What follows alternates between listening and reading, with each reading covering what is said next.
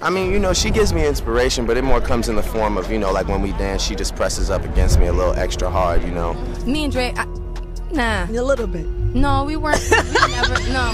Everyone thinks Rihanna and Drake never worked out because someone pulled away. The truth is quieter and more uncomfortable. They were never ready at the same time. Everyone saw the chemistry between Rihanna and Drake, but this isn't a story about gossip or heartbreak. This is about what happened between Drake and Rihanna when admiration, timing, and emotional readiness never fully aligned. From the outside, the connection between Rihanna and Drake seemed undeniable. Their collaborations created moments that felt effortless, intimate, and unusually natural for artists operating at that level of fame. Songs like What's My Name, Take Care, and later Work Get me on the work. It's me up there, work. weren't just successful records, they were performances that visually and emotionally suggested closeness. Audiences didn't have to be told there was chemistry. They could see it. Public appearances reinforced that perception. Award show performances, shared stages, and joint interviews often carried a quiet familiarity. In interviews, both spoke respectfully of each other's talent and presence. Drake frequently expressed admiration for Rihanna's artistry and confidence. You know, me and Rihanna are just me and Rihanna. You know, we're cool, and she's great, man. You know, she's a great person, definitely.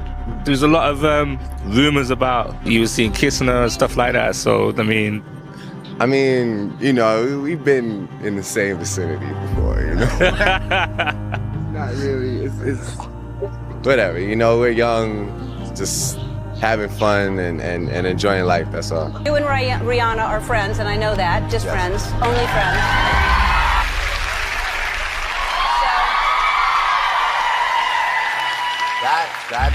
That's friendship at That's its finest friendship. right there. Me and my friends always do that. Rihanna, when asked, acknowledged trust and creative comfort when working with him. Nothing about these moments felt forced or transactional. To the public, this looked like the foundation of something obvious. But visibility can be mistaken for intimacy. When two people look connected on stage, audiences assume alignment off stage. I'm not dating anybody right now. You're single right now? I'm not dating at all. Now, I interviewed Drake recently. Drake is like such a cool guy, man. He's like one of my great friends, and we actually just did a song together that's gonna be on the album. The second single, we did a version with him, and who knows, we may shoot a video for it. We saw you lot raving together. We saw the Yeah, that pictures. was You, so Drake, J. fun. Cole, Trey Songz. I was like, she's like three hotties.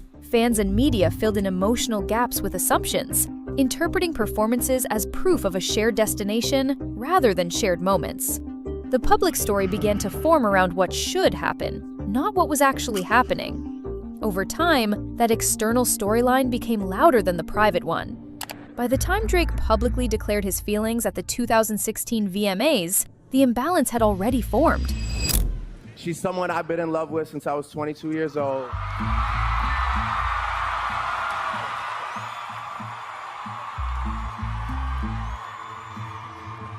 She's one of my best friends in the world. All my adult life, I've looked up to her even though she's younger than me. From the outside, it looked obvious.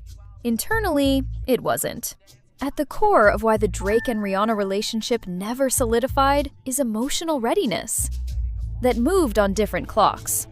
Drake has consistently presented as emotionally expressive. In interviews and music alike, he tends to articulate feelings as they happen, often processing them outwardly. Verbal affirmation matters to him. Naming emotions, acknowledging attachment, and making meaning publicly appear to be part of how he understands connection. Rihanna, by contrast, has often signaled a more guarded approach. After a highly publicized emotional trauma early in her career, she appeared to prioritize autonomy, control, and self-protection. Trust for her was not immediate. It developed slowly, and often privately.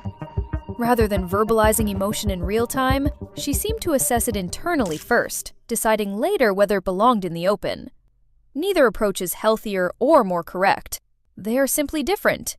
But when one person is ready to define a connection while the other is still evaluating it, the relationship enters a state of imbalance. Not because someone is wrong, but because they are moving at incompatible speeds. In moments where Drake appeared to express certainty, Rihanna often emphasized ambiguity. Where one leaned toward naming the bond, the other maintained flexibility. This wasn't rejection. It was self-preservation. And it wasn't manipulation. It was honesty about where she stood at that time. Readiness doesn't respond to pressure. It doesn't accelerate because feelings are strong. It moves when a person is ready. Or it doesn't move at all. As time passed, the dynamic between Rihanna and Drake didn't just exist between two people. It existed in public view. And that visibility began to change the shape of the connection itself. When one person's feelings are expressed publicly and repeatedly, while the other maintains privacy, the narrative starts to tilt. Drake's openness became part of the public record. Interviews, lyrics, speeches, moments where Drake confessed love for Rihanna publicly, all of it accumulated into a recognizable story that audiences could follow. Rihanna, meanwhile, became cast as the decision-maker by default. Not because she declared herself one, but because restraint is often interpreted as control. When one person shares more, the other is assumed to be holding back something owed. Any response from her would be seen as confirmation or rejection, rather than simply self-expression. When Drake publicly declared his feelings at the 2016 VMAs, Rihanna's visible hesitation wasn't rejection. It was a response to being asked to define something private in front of millions. That moment was a symptom of structural imbalance. At that point, the story stopped belonging to them. It belonged to headlines, clips, interpretations, and expectations. And once a relationship becomes a public narrative, it becomes harder for it to remain emotionally safe. Chemistry often gets mistaken for compatibility, but they serve different functions. Chemistry explains why two people are drawn together. Compatibility explains whether they can move forward in the same direction. In the case of Rihanna and Drake, the first was clear. The second never stabilized. At various points, they were standing in different phases of identity. Drake often spoke about wanting emotional anchoring, a partner who could share space with him while he moved through success. Rihanna, meanwhile, appeared focused on sovereignty, building, protecting, and defining herself on her own terms. These are not opposing goals, but they require synchronization to coexist. This is where many relationships quietly end, not in conflict, but in divergence. The absence of a shared future doesn't always come from a lack of care. Sometimes it comes from clarity. The history between Drake and Rihanna reflects this truth. Their connection resurfaced when paths briefly overlapped, and receded when they didn't. Connection isn't enough if the direction doesn't match. Eventually, both found what they needed, just not with each other. Rihanna moved into a phase of stability that reflected her values at that time, building a life that centered on safety, trust, and grounded partnership. Drake continued to process his experiences through reflection and music, not as fixation, but as meaning-making. What remained was not bitterness, but distance. And distance, in this case, functioned as closure. Not every story ends in a reunion. Some end in recognition, recognizing that what was shared served its purpose without needing permanence. Mutual respect doesn't always look like continued closeness.